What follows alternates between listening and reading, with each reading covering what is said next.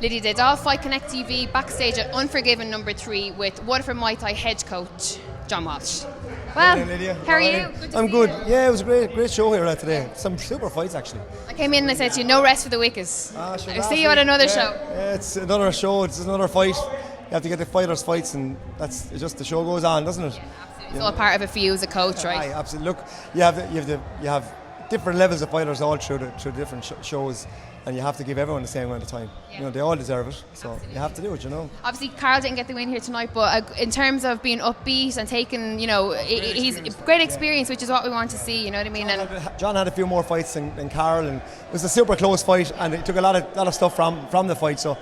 Back to the drawing board and we'll work and we'll learn from that. As a coach, what is it that you're looking for when your guys fight?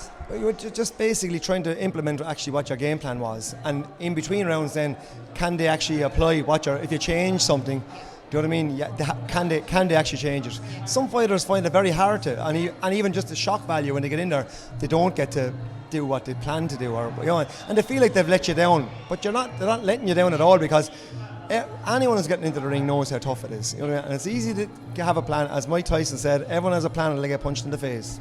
Absolutely. And until you get in there, it's just so hard. One thing that we see quite commonly as well is fighters that are in there and think that they know best.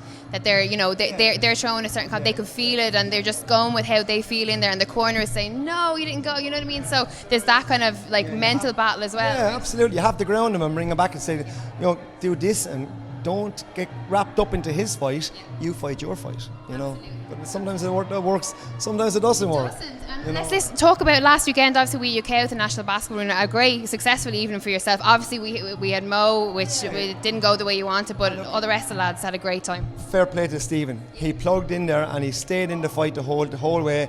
And Mo dropped his hands with 23 seconds to go and paid for it. He was winning the fight easy on all scorecards. But look, it's a 3-minute round fight. It's not a 4.5-minute round fight. So you learn from it and just go back to the drawing board again. Get a little bit of a rest now after being knocked out. But back to the drawing board then September time and work from there. You know. Then obviously we were talking about Shane McConnell as well. It was great. I got to have him on the show and interview him. As someone who obviously Dean, my brother, all the lads that I train with up here. Stephen Carodi had said, when the fight was matched, he said, to this day, Shane is still the hardest hitter that he's ever faced. Very hard. He drops 100. We have a man built like a wall inside the gym. He's about 115 kilos and tall, and Shane drops him a body shots. So, but fair play to Shazard, because he got back up after 4 times he got back up. And Shane does punch very hard, but it's just hard to get in fights. But hopefully, we look abroad now for fights, because I'm not too confident getting too many fights in Ireland. He's beaten a lot of lads, so there's only a couple left. But we'll get there. We get something. And let's not, before I go, can't go without talking about the kids team or the teens team that you have down there. How are all the guys down there, and what's happening? Because you travel so much with them. So what's next? The next one now is Kinga Pedrazak. She's going to Turkey at the World Championships. The Youth World Championships, IFMAs, are on in September. So we're trying to fundraise for getting her out there, because it'll be in around €1,000 to get her out there. So it's mad. But what can you do? You have to give them the opportunity when they're that good. Yeah. So hopefully she does really well out there again. She won gold last year, so hopefully it goes well again for her. Credit to you. I mean, you've hit the nail on the head in terms of working the kids. And come here. There's at least half a dozen to 10 different coaches around the country, and the level of kids is after coming up so much in the last 4 or 5 years. It's incredible. You could name all the other gyms that have junior fighters, and every one of them have 1 or 2 or 3 top class kids. They're brilliant. They're going away to England winning. They're going abroad, all different countries, and they're winning. They really are really top class. And it's brilliant to see. I don't have a copyright on it, but everyone has 1 or 2 good fighters. I have 1 or 2 really good fighters. Do you know what I mean? There's a couple coming back from injury now. King, his brother, will be back there. He had a bad shoulder injury. Dislocated his shoulder, he had surgery on it, so he hasn't fought in a year, but he'll be back now next year, and he's going to be very good. Watch out for him. Do you think it's important that as a coach to be able to lead all your guys from the kids all the way up to the adults, that you've had the experience yourself, you've been in there, you know what it takes to be a fighter in there, and you can relay that information back to them? Look, it is a help. It definitely is a help.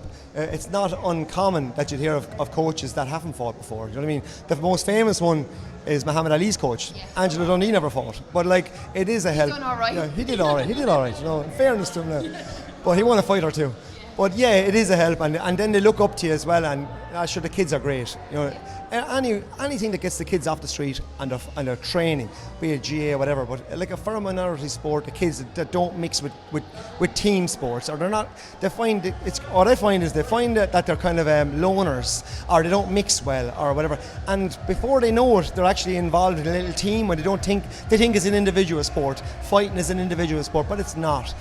You get in the ring and you're fighting, but all the build up to it, you're training with 4 or 5 other kids are going for the same show, and it's brilliant, and they do get involved, and it changes their lives, which is brilliant, Yeah, more power to you as well. You have to be congratulated as well, because you're changing their lives too. All the coaches doing the exact same thing, which is brilliant.